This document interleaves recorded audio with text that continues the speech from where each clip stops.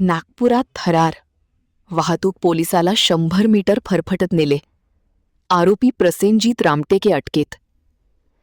नागपूरच्या भांडे प्लॉट परिसरात धक्कादायक घटना समोर आली आहे. कर्तव्यावर असलेल्या वाहतूक पोलिसांच्या अंगावर कार घालून त्यांना तब्बल 100 मीटरपर्यंत फरफटत नेण्यात आले. ही घटना रात्री 11:15च्या सुमारास विशाल मेगामार्ट जवळ सुरू असलेल्या नाकाबंदी दरम्यान घडली. होंडा सिटी कार चालकाने पोलिसांचा इशारा न मानता थेट गाडी अंगावर घातली आणि पळ काढण्याचा प्रयत्न केला. या प्रकारात एक पोलीस कर्मचारी गंभीर जखमी झाला असून त्याच्यावर उपचार सुरू आहेत. या प्रकरणी सक्करदरा पोलिसांनी तातडीने कारवाई करत आरोपी प्रसेनजीत रामटेके याला अटक केलीय. गुन्ह्यात वापरलेली कारही जप्त करण्यात आलीय. दिनांक 12/5/2026 रोजी नेहमीप्रमाणे रात्रीच्या वेळी 11 वाजता नाकाबंदी लावलेली होती विशाल मेगामार्ट समोर भांडेप्लॉट चौकामध्ये. त्या ठिकाणी ट्रॅफिकचे कर्मचाऱ्यांची नाकाबंदी होती. त्यावेळी ड्रंक अँड ड्राईव्हच्या केसेस चालू होत्या. तेव्हा एक होंडा सिटी गाडी नंबर आहे 6212 MH49 BK 6212 या गाडीचा चालकास कर्मचाऱ्याने हात दाखवला.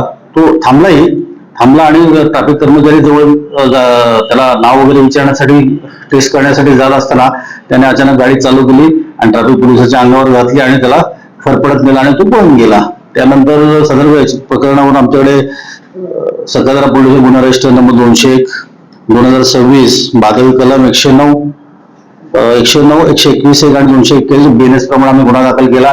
त्याच्यामध्ये तपास केला. आम्हाला गाडीचा नंबर पूर्ण भेटला नाही, फक्त MH49 आणि 6212 एवढाच मिळाला होता. त्यानंतर आम्ही पुढील 12 तासामध्ये कसून 2 पथकं आम्ही स्थापन करून तपास केला असता सदरची गाडी आम्हाला मिळाली. सदरचा आम्ही आरोपी डिटेक्ट केला आहे.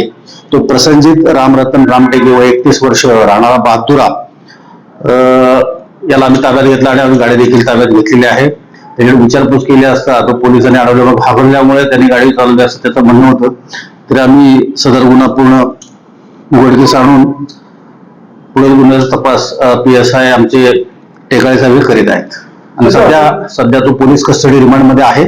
आज रोजी आम्ही त्याला कोर्टामध्ये हजर करून आणखी पोलीस कस्टडी घेऊन सदर गुन्हा करण्याचा मूळ हेतू किंवा आणखी काय कारण आहे का याबद्दल सखोल विचारपूस करीत आहोत.